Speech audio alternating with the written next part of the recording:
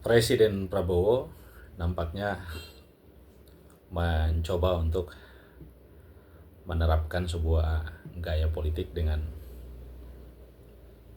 melakukan permulaan percobaan permulaan ya untuk mengetes kekuatan konsolidasi sipil. Revisi Undang-Undang TNI ini adalah sebagai simbol Presiden Prabowo ingin mengetes sejauh mana progresivitas dan aliansi kekuatan sipil yang pro demokrasi, yang pro supremasi sipil dan hak asasi manusia. Kenapa? Karena dalam hemat saya teramat berani Presiden mencoba menghidupkan dua fungsi ABRI yang itu dimatikan di era reformasi karena dianggap sebagai ancaman demokrasi, ancaman supremasi sipil, dan ancaman bagi kepemimpinan politik nasional. Ya, Presiden Prabowo tak sungkan-sungkan dan memaksakan untuk kemudian dilakukan revisi terhadap beberapa pasal yang dianggap itu tentu berpotensi untuk menguati posisi beliau. Pada dua pasal yang dibahas itu adalah satu pasal terkait dengan semula hanya 10 institusi itu menjadi 15. Jadi pasal terkait dengan penambahan institusi di mana perwira TNI aktif itu dapat mengisi jabatan itu ya. Semula hanya 10 institusi menjadi 15. Kemudian yang kedua adalah soal usia pensiun diperpanjang ya. Masa pensiun itu ditambah tenggang waktunya. Nah, lalu yang ketiga adalah kebijakan pertahanan itu ada di Kementerian Pertahanan. Saya lebih menyoroti pada dua pasal itu ya. Nah, kalau Anda perhatikan pasal-pasal yang dimaksudkan itu, misalnya penambahan usia produktif itu, kalau Anda lihat literasinya atau pijakan pikirnya itu justru tidak tidak dapat menjadi reasoningnya bahwa memperpanjang usia pensiun itu sebagai sebuah kebijakan yang memperkuat institusi TNI, justru itu sama sekali tidak ya. Anda bisa lihat secara teori orang yang memasuki usia pensiun itu produktivitasnya berkurang ya, mobilitasnya juga berkurang. Sementara TNI ini memerlukan mobilitas, produktivitas dari aspek fisik, kemudian tenaga itu sangat amat diperlukan karena mereka beda dengan sipil. Ya, dia harus kuat secara mental, secara fisik juga harus kuat. Kemudian diperpanjang usia pensiunnya itu justru menunjukkan bahwa ini bukan kebijakan yang bertujuan untuk menguati peran personil-personil TNI ya. Kenapa tidak kemudian memperkuat sumber daya perwira-perwira TNI yang masih muda, kemudian bagaimana mereka bisa memiliki sumber daya unggul dan mengisi pos-pos penting yang ditinggalkan oleh para pensiunan itu. Karena secara teori mereka akan lebih progresif, akan lebih defense, mereka akan lebih punya kemampuan untuk akseleratif. Nah, ini yang saya mengatakan kebijakan ini tidak sama sekali pro pada penguatan sumber daya TNI ya, sumber daya manusia di internal TNI.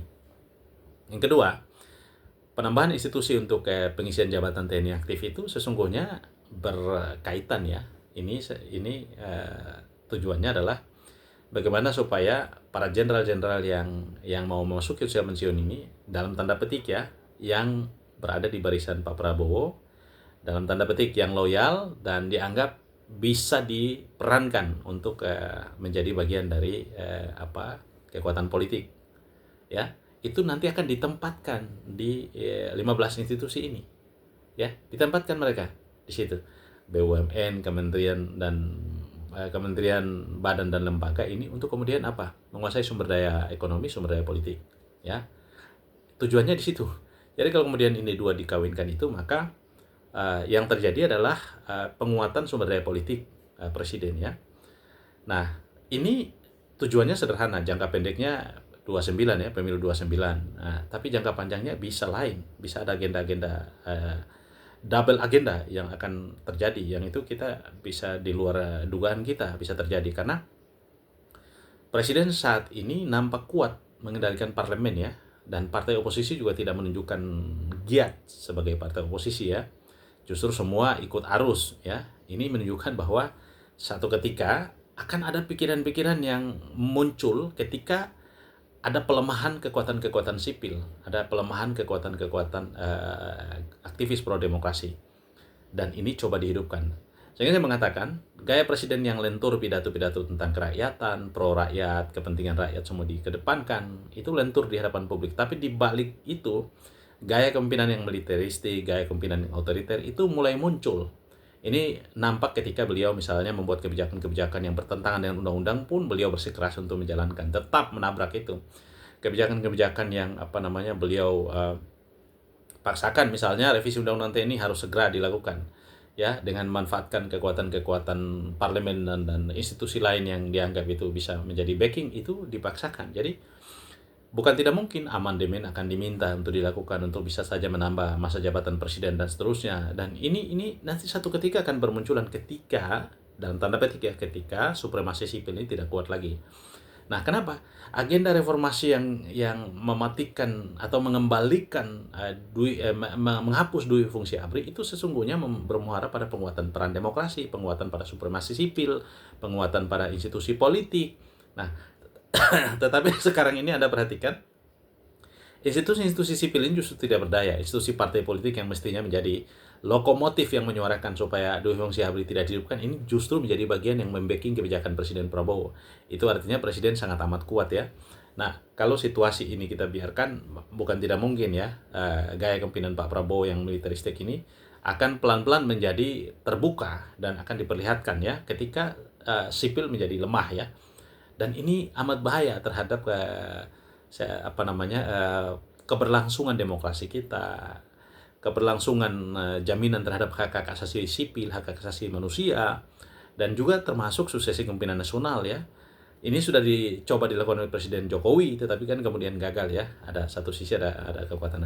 Saya melihat ini membahayakan, sehingga kecemasan-kecemasan yang disampaikan oleh para aktivis pro demokrasi, para ex TNI, para purnawirawan TNI yang mengatakan jangan kembalikan dui fungsi, jangan kembalikan ABRI pada jalur politik, itu tidak dihiraukan oleh Presiden Prabowo. Justru para konten kreator, para YouTuber, para penggiat media sosial ini diundang untuk berdiskusi.